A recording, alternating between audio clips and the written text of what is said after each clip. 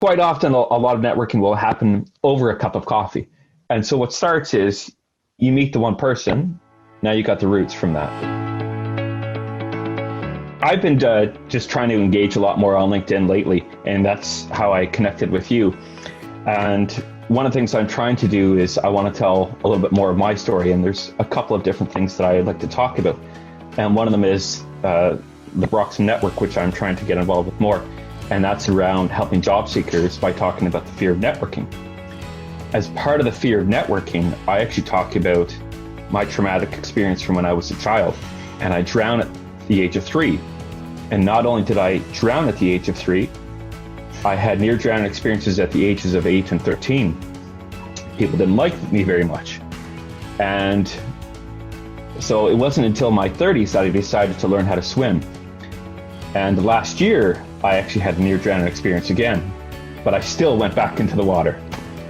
So even though I've had those, I just keep on going with it. And so when I talk to people about the fear of networking, and then I tell them, like, I drowned, I overcame that, and they're like, well, I am afraid of networking, but it's kind of hard to say, no, I can't go talk to a stranger when he's overcome drowning. And so when I talk to people about the fear of networking, and I tell them, like, you don't need to go into that room with 300 people. Like, why don't you just start? This is networking right here. And this is something a lot of people don't understand. Is like, network that way, or just go into a room of 5 or 10 people.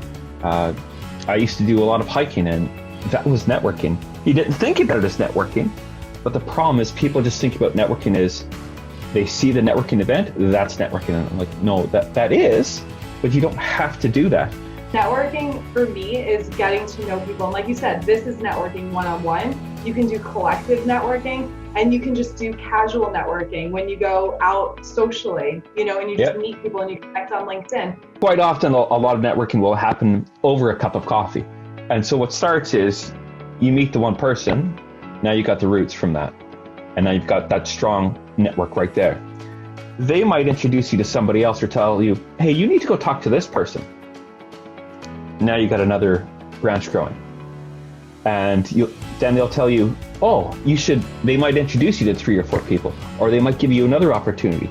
And so from that one cup of coffee, all of a sudden, now you've got the one network, and now it just keeps on expanding out. What happens with a lot of people is, so they would go to those big events, collect 100 cards, but now they've just got 100 cards and that's it. They're not actually connecting with them.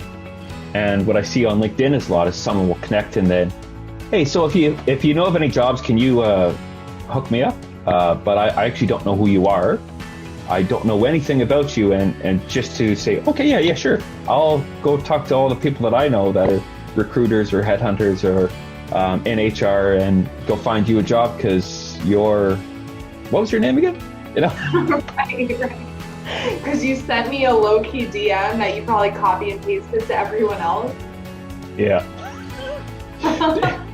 And it's but like with LinkedIn, and especially now, it's easy to be able to keep up. And like quite often it's, so someone posts, engage with them, and don't just like the post, but actually add some value to that posting. And that can be a way of just being able to keep up with people as well too.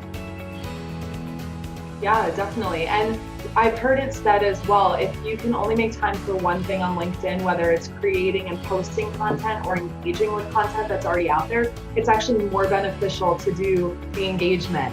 So whether you're liking posts or commenting, it's very subtle, but what the effect that it has is it will show up in your connections newsfeed. So yes. Now they see your name, the person you engage with sees that you're supporting them, and who knows who else is seeing it because of the algorithm, right? It's showing these posts and your engagement to a whole plethora of people. So you're actually being more instrumental than if you were just pushing out content and not engaging with anyone. And like, this is how I've actually connected with a few different people, where I would see one post, I connected with that post, someone would add me from that post, and then they would have an opportunity, or they would have a post, and then 2 or 3 other people would add me. And that was just from a little bit of engagement. And sometimes you might post something and nothing's happening, just crickets are happening. But then you go into somebody else's post and they have a good influence, a lot of followers, and you post something of good value, and people see that, they're like, oh, that's really adding to the conversation, and I need to talk to you. Yes. If there's anything that's bothering you, or a fear that you want to get over, do what I did for swimming and start small. And go into the shallow end and take a moment for yourself and just think. And just think about it, and just breathe and catch that right breath before you go and start to tackle it. And if it means, let's say you have a project of 100 different things that you need to do, write them down and tackle them one at a time, but really take your time with it. When it comes to networking, one of the most important things, it doesn't matter how big your network is, it's how close and tight of a network that you have.